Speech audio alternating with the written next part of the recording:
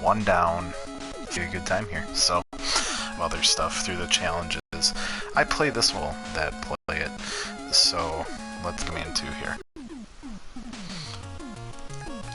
So typically people will go play Metal Man just to be able to and have that on hand. So I think that's what we're going to do. I think what I'm going to do is challenge this time around and actually play with the Metal Blade all the way through, but I really cannot make any promises. And they really knew that they had something good here with this game. Interactive backgrounds, things are moving, amped up the creativity on the bosses and the enemies that you fight. Just brilliantly done game. Oh goodness. Alright. There's a lot of frickin' waiting in this game. Like, those spike drops, these things. So it's, ooh, a 1-up right off the bat too. I'll take it.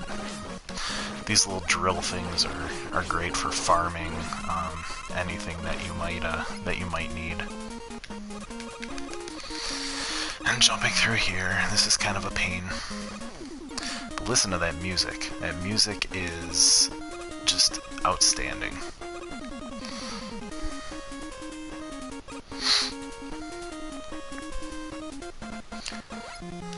Ugh. So nothing like having to make repetitive jumps. It's kind of funny, you don't run into too many enemies throughout this level. You know, you get a couple guys on the gears and everything else.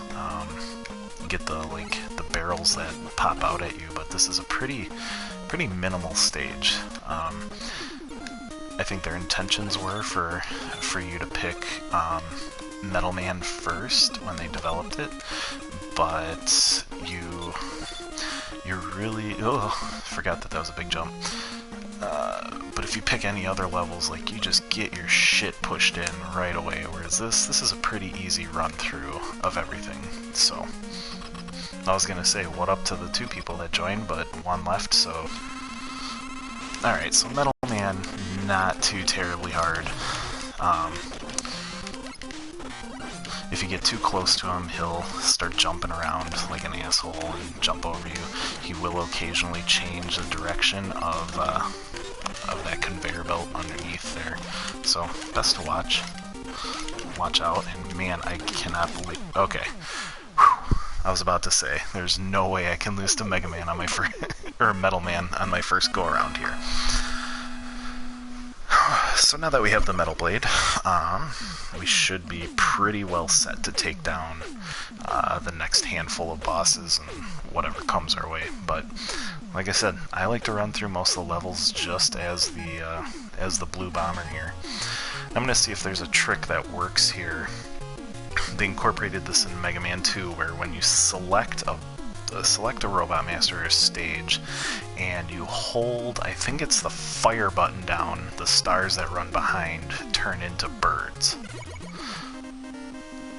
Oh, well, I'm not going to give up on it. I'll try it on other bosses. I could be wrong on the process of it. So I just got done saying how awesome Metal Man's stage was with like the backgrounds and the gear moving. This shit induces seizures. It's the one thing I concentrate. So if you have epilepsy and you're watching this, I advise you to look away.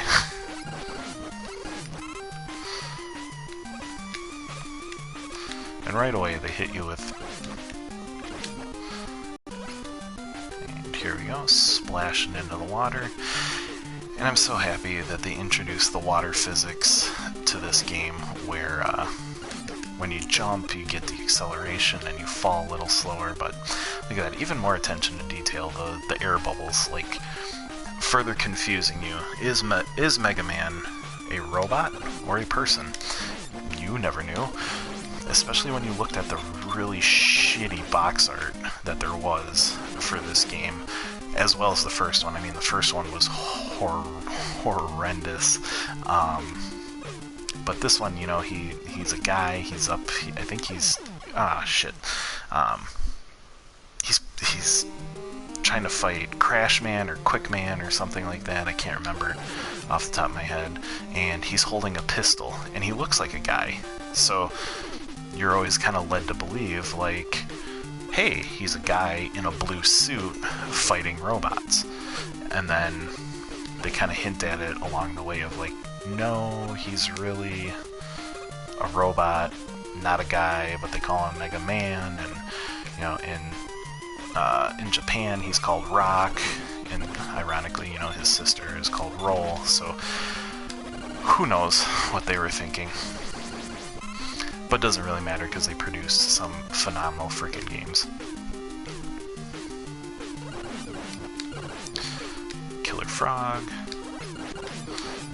So yeah, this is already going immensely better than my Mega Man 1 stream, just because I know this game like the back of my hand. I played it so much as a kid. And what's really funny too is, as I would play it when I was a lot younger, I could never get past the first level of Wily's Castle. I would get to the part where it's like the ladder and you have to use the one platforms to get up to the other ladder to go fight the dragon eventually, and I would just struggle with that like none other. So it wasn't until I was much older that I was able to beat the Mecha Dragon and further advance through the levels, and then it was like playing a whole new game again once I was able to advance that. But I really did master the craft when I was younger of just getting through all the masters in this game. Oh, and I so wish you could get through these item screens faster, but it is what it is. God, he looks chubby as hell there. You know, like on the, you know, when you play the game, he's like the skinny little guy that you're playing with, and just there he looks like he's had like 6 Thanksgiving dinners. I don't get it. Alright, so we are whipping through this game. We're gonna go straight to Flash Man. You know, I fight these bosses out of order, because Metal Man does work on like all of these guys.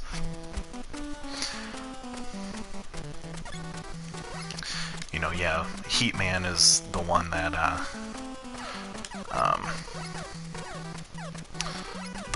is weak to Bubble Man, but I usually save Heat Man for last, just because I like, oh shit, I forgot about that. Just because I like to have his, I like to have all the items that you get from within the game for that level, because I hate block mazes. With a passion do I hate those motherfucking block mazes. So, we, and here, I don't know why you would ever have Crash Man's ability to go through there. Like, you should fight him so much later in the game. It doesn't make sense to me. I guess maybe if you did Metal Man to Woodman to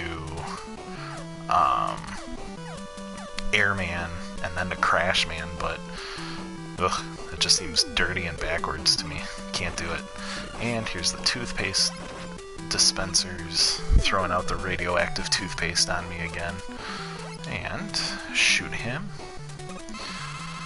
Okay, so here we can see they've brought back Sniper Joe, and they've given him a super suit of some sort, in which he can jump on you and kick your ass. And this part's just obnoxious. And then you're gonna get all the way here, and what do you need? Well, you get the E-Tank, that's cool, and you need more Crash Man. So you go all the way back with your freshly acquired his super armor. Whatever, we don't need to fight him. We know what he does. He puts his shield up, and yeah. So let's re-equip Metal Man here, and let's enter this with style. Oh yeah, moonwalking in. The only thing that sucks though is you're backwards facing and he has a chance to spring on you. Beat him even before he could launch his little flash beam or flash, whatever the hell it is. I guess it would be like the equivalent of playing Call of Duty. He kind of throws like a flashbang out.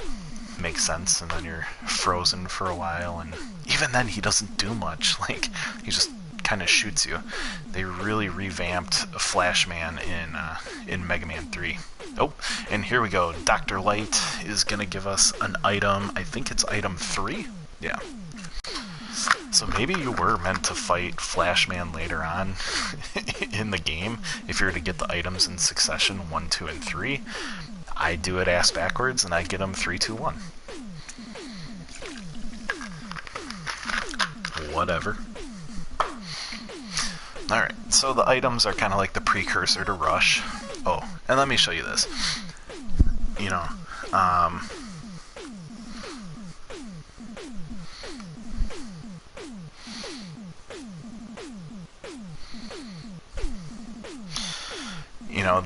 sorry, I just got a text here from a buddy of mine.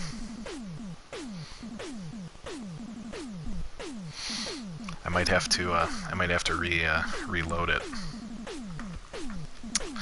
But let me show you the password screen here. This is the thing that was notorious with Nintendo. Passwords were just ridiculous. Oh.